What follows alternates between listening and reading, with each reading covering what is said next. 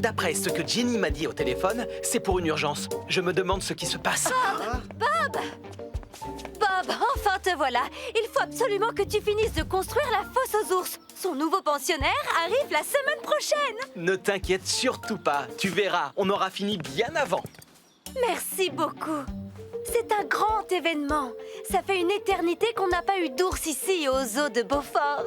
Exact, je me souviens. J'étais petit quand j'ai vu le dernier ours. Je ne comprends pas pourquoi le nouveau ne vivra pas dans l'ancienne fosse, lui aussi. Oh, pour une raison très simple. Voilà la fosse où les ours vivaient il y a des années. Maintenant, c'est là que pique-niquent les visiteurs.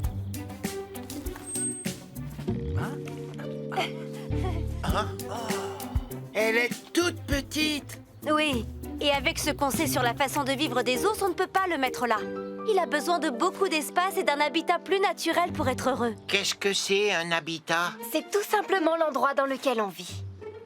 Tu crois que l'ours sera triste s'il ne vit pas dans un endroit qui lui plaît? Ou qu'il sera très en colère. Ils sont énormes, féroces.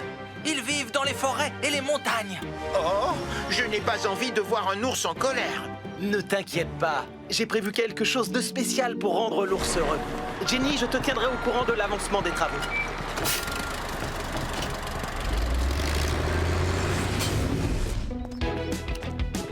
Ça alors?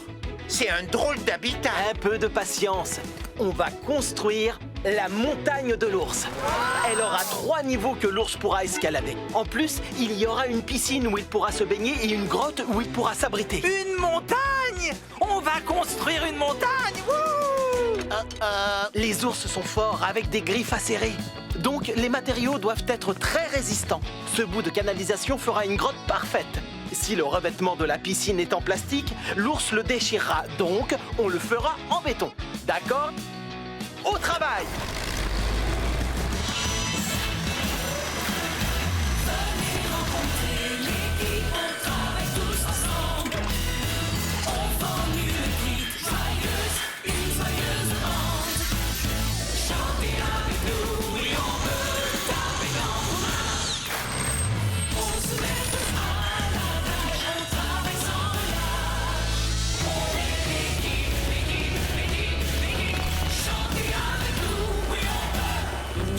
Waouh! Ça commence à ressembler à une vraie montagne. Vous ne trouvez pas qu'elle manque un peu d'arbres?